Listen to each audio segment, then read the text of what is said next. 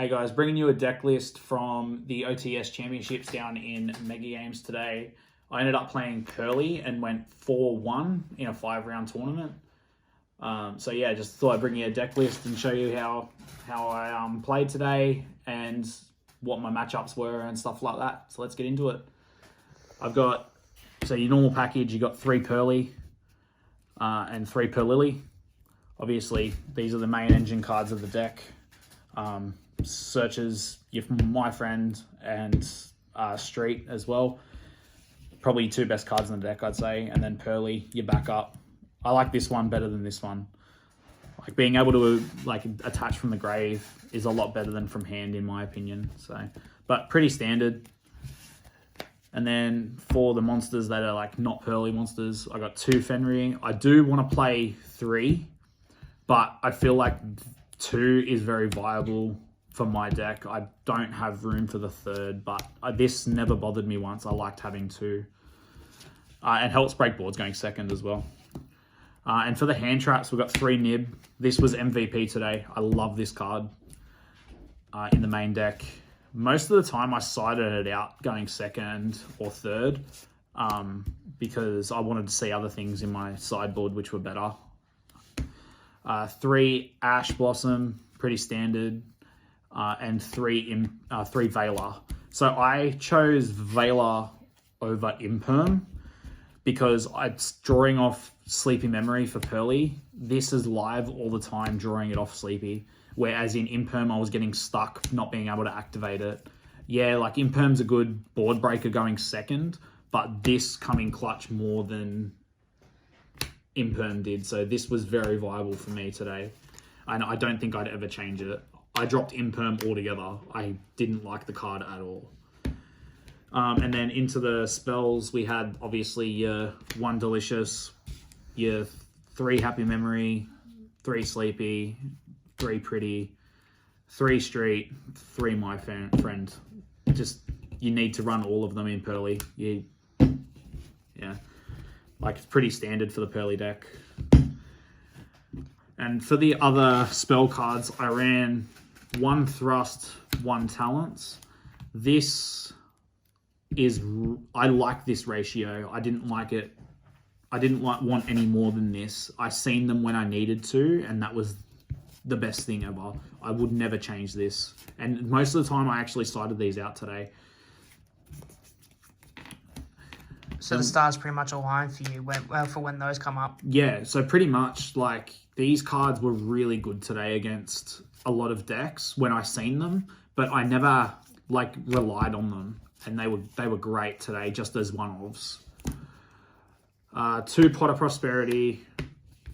I don't want to see multiple prosperities off my 1 prosperity, so I only went with the 2, which I was happy with. And once again, just like Talents and Thrust, these came in clutch when I seen them. So, and I never really needed them today. And the other card I added in, which is really powerful, I only added it in last second, was 3 Forbidden Droplet. Dodges Imperm, dodges Veiler. This card was MVP today, going 2nd or just playing into hand traps and stuff. This was busted. I love this card so much in Purrely.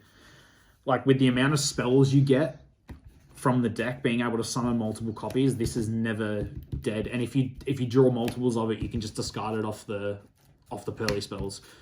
And you can also equip it to Plump as well if you discard them. So this card was MVP. I love this card. And the 1 trap card was Purrely Leap. No Imperms, so just the one Yeet. This card really sucked today. I think I did once where it was Noir, put on Noir, draw 6 cards in my opponent's standby phase, and I drew 4 hand traps off the 6 cards. It was insane. 2 of them being Veiler. So yeah, I don't think I'd ever play any more than 1. Going into the extra deck, it's pretty standard with the extra deck. So we'll start off with the Purrely one. So my Purrely ratios were 2 Beauty, 1 E Purrely Noir, 1 Plump, and 1 Happiness. These for the babies, these was great. Beauty is great in the grind game. And I found a lot of times when I equipped Purrely onto it as a material, it really came in clutch taking my opponent's cards. So in one of my games, I had someone actually flip anti-spell on me in the standby phase, and I ended up just making Beauty and taking it, and then slapping Noir over the top of it. Chained the anti-spell and just did all that. It was fantastic. Won me the game against Speedroid Synchro. It was very interesting. I actually didn't mind the deck. Yeah, your first match of the event, right? First match of the event, yeah. Flipped anti-spell and summon limit on me in the third game. And I ended up chaining the Pretty Memory to summon, made Beauty, took the anti-spell, and I left him on his summon limit. So he was locked under his own summon limit because Purrely can play under summon limit. So yeah, it was really, really good today. I love playing Beauty at 2. The only thing I'd probably change, if anything, is I'd probably drop Beauty to 1 and play 2 Happiness for the OTK, like to play more OTK advantage. But other than that, I was really happy with those baby ratios. And then 2 Purrely Noir. I had a lot of times where I needed both, but most of the time they're a prosperity. One of them's a prosperity target. Once you resolve one, you're pretty set. And then like Leap can shuffle it back as well. So you're pretty set if you just summon one. For the other XYZ monsters, I played 1 Lyristic Ensemble Robin. This card just stops people from like targeting Noir. And this is like trying to out Noir, I mean. And this is like great. It forces them to go to battle phase and attack over if they remove it. I summoned it once against... What did I summon it against? I think I summoned it against a tier. I summoned it against a tier player, and he nibbed me after I already made Noir. So it like forces a removal pretty much, and uses that. It was a 1-for-1, so I was quite happy with how that worked out. The other one I'm playing is 1 Zeus. No need for 2. I didn't have any issues today. I think I made this once today, and it was... like, it didn't even do anything. I slapped it over in Noir for like 9 materials or something, and I was winning the game in a winning position anyway. If you're playing 2, like, you should be winning by the time you want to make your second Zeus anyway. And then 1 Typhon, outs a Zeus. I made this against a Manadian player today, and it was really, really good. I broke his board with this. That was my last summon. And that was it. Like, Princess Sprite's pretty good, but I've never found a scenario where Princess Sprite was ever going to come in handy for me. I had enough advantage over the time period of the games anyway where I didn't need to make it. And then into the Link monsters, I've just got Anima. I did this against someone for... I nibbed their board and put it in front of the token. I love... This card's amazing. I don't think I'd ever change this. I only did it once, but it was worth it.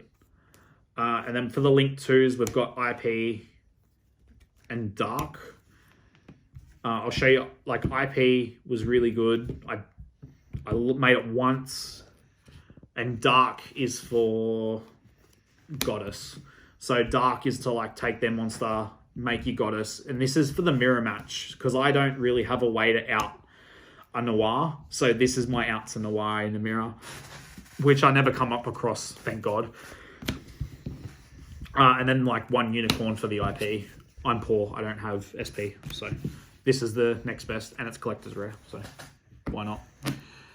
And then into the side deck, I played a spicy tech in the side deck today, and it really come in handy against the Labyrinth player. I was quite happy with it. So I played 3 Droll.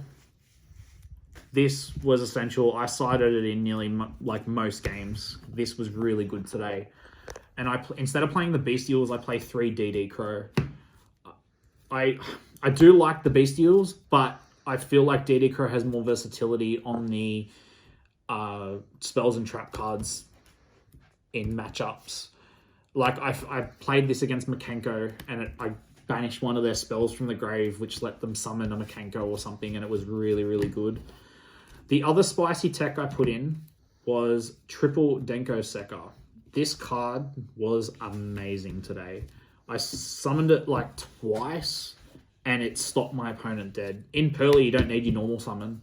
So this, it's like summon this, activate Purrely spell, you've locked their back row. And it's amazing. I love this card. I don't think I'd ever change this. If I did, it would probably be into a deck lockdown or something. Standard back row hate, Lightning Storm, Harpy's Feather Duster. I respect Labyrinth. It's my most hated matchup. I hate Labyrinth.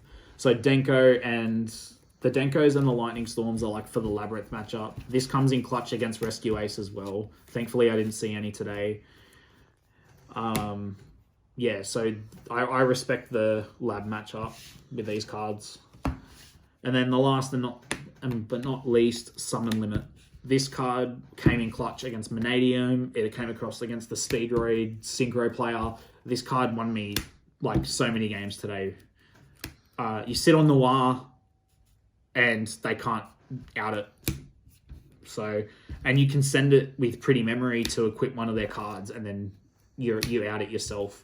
So I like cards that are like this in decks like mine. So yeah, pretty much that's it for the deck.